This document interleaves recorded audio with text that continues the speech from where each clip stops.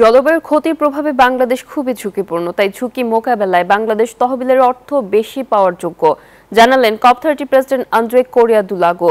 তবে নিজেদের পাওনা আদায়ে বাংলাদেশকে আরও সক্ষমতা অর্জন করতে হবে বলে মনে করছেন বিভিন্ন দেশের পরিবেশ বিশেষজ্ঞরা। ব্রাজিলের বেলেম থেকে জানাচ্ছেন শাহনাজ ইয়াসমিন। ব্রাজিলের বেলেমে অনুষ্ঠিত এবারের জলবায়ু সম্মেলন বা COP30 অনুষ্ঠানে বিশ্বের 194টি দেশ অংশ নিয়েছে। প্রায় 50,000 সরকারি বেসরকারি কর্মকর্তা, এনজিও কর্মী, সাংবাদিক অংশ নিয়েছেন সম্মেলনে। পরিবেশ বাঁচাতে ধনী দেশগুলোর জীবাশ্ম জ্বালানি বন্ধ করে কার্বন নিঃসরণ কমাতে আলোচনা চলছে দ্বিতীয় সপ্তাহে এসেও। COP30 সম্মেলনের সভাপতি আন্দ্রে কোরিয়া দুলাগো জানান, জলবায়ু পরিবর্তনে বাংলাদেশ যে ঝুঁকিতে রয়েছে তা জানেন তিনি।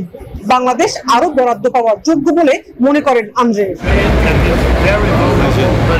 শুধু বছরে একবার জলবায়ু সম্মেলনেই নয়, জলবায়ুর প্রভাবে নিজেদের ঝুঁকির কথা আরো বেশি করে বলার সক্ষমতা অর্জন করতে হবে বাংলাদেশকে, এমনটা মনে করছেন অন্যান্য দেশের পরিবেশবিদরা। I think everybody here is committed to have a developing country being the drivers of the change. We need to optimize the resource that we have. Maybe we are not going to be able to reach the 1.3 trillion by 2035, but we need together to find solutions. বাংলাদেশের সরকারি বেসরকারি কর্মকর্তারা এবারের COP সম্মেলন নিয়ে অন্যান্যবারের চেয়ে আশাবাদী। দর কষাকষির জন্য উন্নয়নশীল দেশের ফোরামে যুক্ত হয়েছে Bangladesh.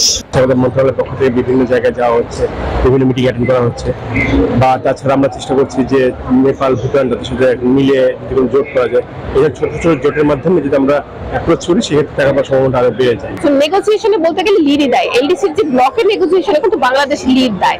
So as a whole এবার কিন্তু মোটামুটি অবস্থান খারাপ না, আমি বলবো অবস্থান শক্ত। গেলবার আজারবাইজানের COP সম্মেলনে ঝুঁকিপূর্ণ দেশগুলোর জন্য $1.30 ট্রিলিয়ন বরাদ্দ ছাড় পেতে এবার জোট করেছে উন্নয়নশীল 74টি দেশ।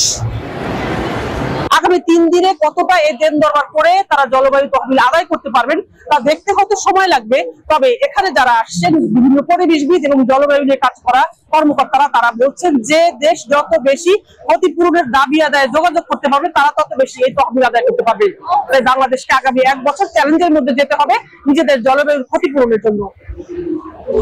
বেলেম থেকে শাহনাজ ইয়াসমিন, নিউজ 24।